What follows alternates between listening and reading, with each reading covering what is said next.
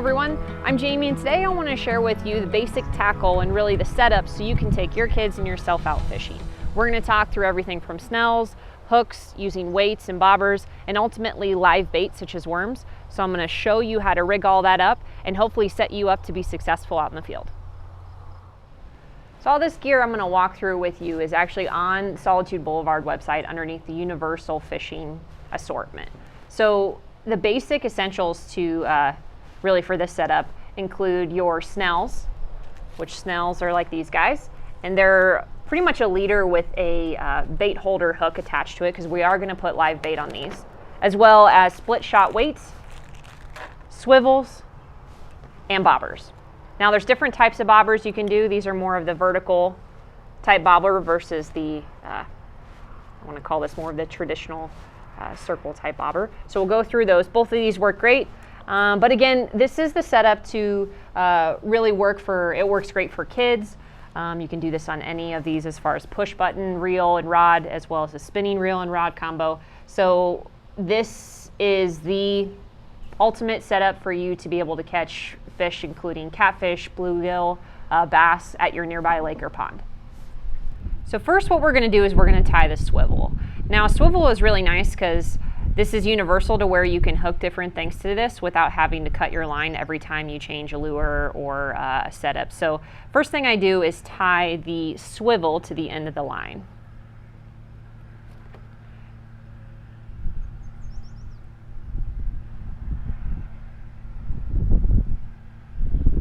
So I'm one where I like to have a lot of tail when I'm tying these. Yes, it does waste line, but it allows me to be able to easily tie these. So this is going to be the what some people call it the Rapala knot or Rapala knot. So what you do is you just twist it around there. When you feed the line through, you're going to twist. And then your tail that you have, again, I like to have kind of a long tail. Yes, you may be wasting line, but it makes it a lot easier to tie. You have your original loop. So you're going to feed your tail through your original loop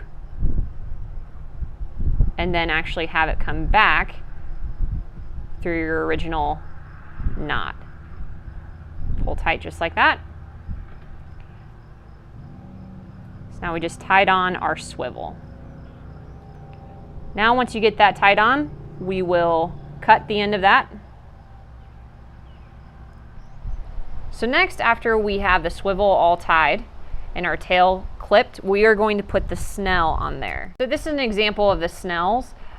This is actually a size 4, and that's a good enough size to be able to put a big old fat worm on there and help you get some bigger fish. So this is a size 4 snell, and you can see where the hook on this actually has these little barbs on the back of that. Those barbs, this is what makes this become now a bait holder hook. So when you see the term bait holder, it's in regards to the barbs that are like that. So that helps hold the worm on the hook better. So at the end of this, again, a snell is pretty much like a leader with a hook tied to it. So on your end, you have your loop. What you do is you literally just unhook the swivel itself and then put the snell right to it. So you have that set up. So now that we have our snell attached to the swivel, next I'm going to put on a weight.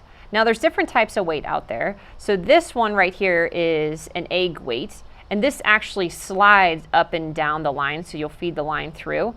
And what makes that really nice is you can set this up to where the egg weight you can actually put above the swivel, and the swivel will stop it from sliding on the line.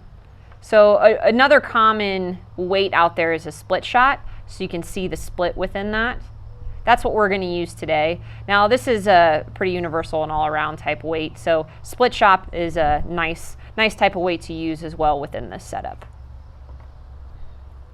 So as I'm walking through this, I'm going to say that there's really not a wrong way to set this up. I mean, you can catch fish even just like this. I've caught fish without any of this fancy stuff too. So don't stress about how this setup really is.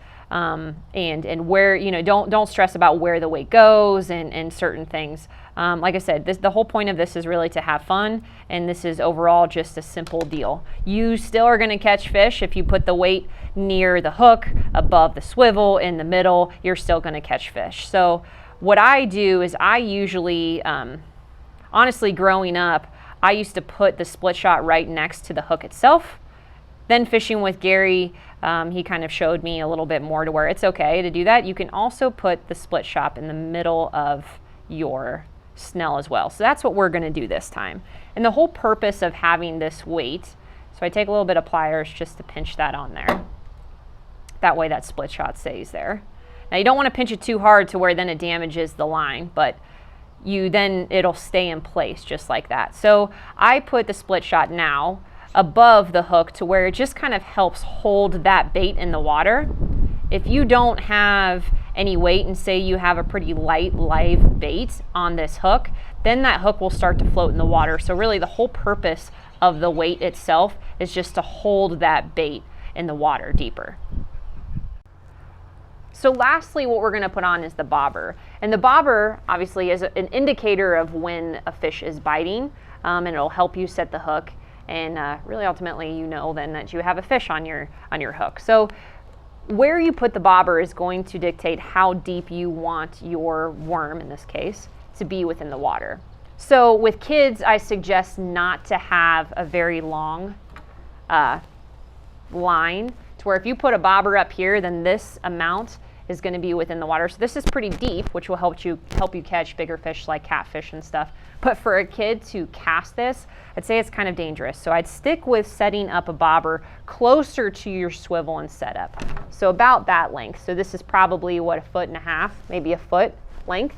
I'd say that's probably the longest you're going to want to do with kids. So, and I show there are two options of bobbers. I like these vertical bobbers like that.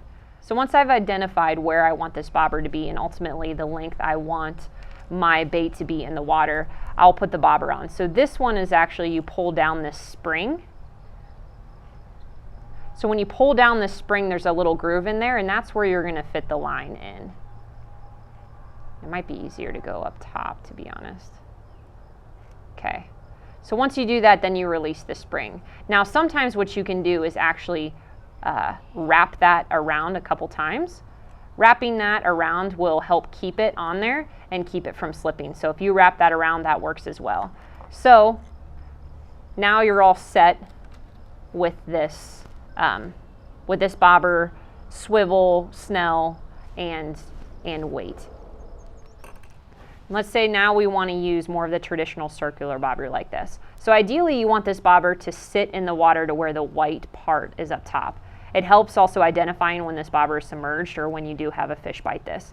So how to apply this bobber on here is there's two different places that you actually attach it, and this prevents it from slipping on your line. So first we're going to do the top. Once we do that, then we'll wrap it around and do the bottom. So, and you can do vice versa. If you'd rather do the bottom first, that's fine too. So for instance, let's just do the bottom first, just like that. And then when we wrap that line up top, you'll want to hold your finger on the bottom here to allow for this top one to be exposed. And then that's where you'll feed the top of the line on there and pull that through. So now that bobber is locked into place within your line. Okay, so now that we have our setup with our bobber, our swivel, in this case we used a snell along with a weight, we're now going to put the live bait on. In this case I have night crawlers. So with night crawlers, sometimes, I mean, there's multiple ways that you can add these worms onto this hook. And of course this is kind of the gross part. Some kids like to do this, some don't. But really, I also like to have a rag. I suggest definitely having a rag when you go fishing because this can get kind of messy. So ideally when you're picking night crawlers, you want these guys to be pretty lively. So this is actually a great worm. You can tell that he's pretty lively. So some people start on the head of the worm, which would be up here, versus opposite. I'm really not picky. I just figure out, okay, if I can grab the worm more perfect. I start at one end. Once you hook that worm, then you pretty much wrap it around. Now again, there's many different ways that people hook worms. again, you'll be able to catch fish. When there's live bait on this, the fish will love this. So ideally though, some people like to leave a tail, a long wiggly tail like this. Depending on how many worms you have, sometimes I actually like to use half the worm. So I will use my finger, and this is the gross part, yes, but I'll use my finger and I'll actually just cut that worm in half. That way I have more worm later and you're ready to go. Okay, so now that we're all set up with really basic terminal tackle with our live bait, our worm on the end of here, we are gonna go see if we can catch some fish.